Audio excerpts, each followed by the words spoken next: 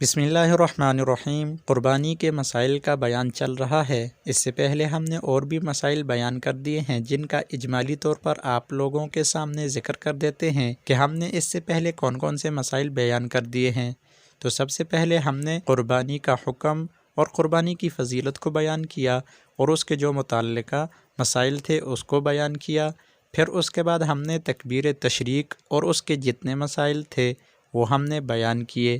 اس کے بعد ہم نے قربانی کا وقت بیان کیا کہ قربانی کا وقت کون سا ہے، کس وقت قربانی کر سکتے ہیں اور کس وقت نہیں کر سکتے، اور یہ بھی بیان کیا کہ قربانی کے دن کتنے ہیں اور کون کون سے ہیں، اور اس کے متعلقہ جتنے بھی مسائل تھے وہ ہم نے اس سے پہلے بیان کر دیے ہیں۔ اب ہم قربانی کے جانور کون کون سے ہیں اس کا بیان کرتے ہیں۔ قربانی کا جانور، قربانی میں صرف درج ذیل جانوروں کی قربانی جائز ہے۔ بکرا، بکری، دمبا، بھیڑ، گائے، بیل، اونٹ، اونٹنی، بھینس، بھینسا، ان کے علاوہ کسی اور جانور کا قربانی میں دینا جائز نہیں۔ اس سے معلوم ہوا کہ بعض لوگ جو مرغی کی قربانی کرتے ہیں یہ جائز نہیں اور اس سے قربانی ادا نہیں ہوتی۔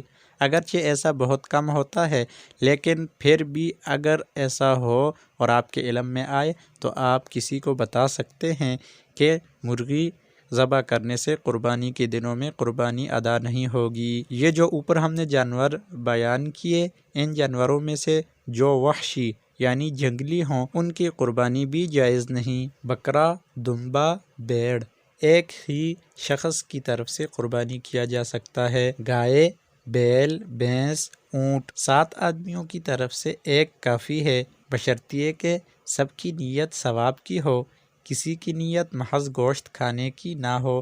یعنی یہ جو بڑے جانور ہیں جس طرح گائے ہو گئی، بیل ہو گیا، بھینس اور اونٹ وغیرہ، تو اس میں 7 آدمی شرکت کر کے اپنے حصے کے پیسے ڈال کے قربانی کر سکتے ہیں، لیکن شرط یہ ہے کہ سب کی نیت ثواب کی ہو۔ اگر کسی ایک کی بھی نیت گوشت کھانے کی ہوئی تو پھر کسی کی بھی قربانی نہیں ہوگی۔ اس سے معلوم ہوا کہ محض گوشت کھانے کی نیت سے اگر کوئی شریک ہو جائے تو نہ اس کی قربانی ہوتی ہے اور نہ دیگر حصہ داروں کی قربانی ہوتی ہے۔ اس لیے قربانی میں دوسروں کو شریک کرنے میں بڑی احتیاط برتنے کی ضرورت ہے۔ آدمی پہلے چھان بین کر لے اور ان پر اعتماد ہو کہ یہ صرف اور صرف خالص اللہ کی رضا کے لیے قربانی کر رہے ہیں، تو دیکھ کر ایسے لوگوں کو اپنے ساتھ شریک کرنا چاہیے، کیونکہ یہ بہت ہی احتیاط کا معاملہ ہے اور ایک اہم عبادت ہے۔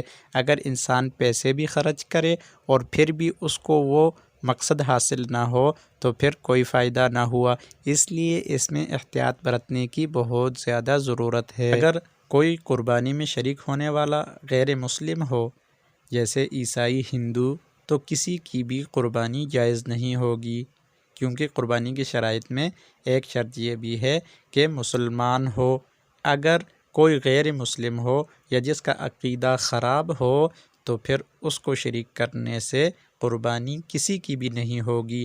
ایک شخص کی وجہ سے اگر سب کی قربانی خراب ہو جائے تو اس سے بہتر ہے کہ ایسے شخص کو اپنے ساتھ شامل ہی نہ کیا جائے۔ تو اللہ تعالیٰ سے دعا ہے کہ اللہ تعالیٰ ہمیں قربانی کے مسائل کو صحیح طور پر سیکھ کر، سمجھ کر قربانی جیسی اہم عبادت کو ادا کرنے کی توفیق نصیب عطا فرمائے، اور اللہ تعالیٰ ہم سب کو دین اسلام پر استقامت نصیب عطا فرمائے۔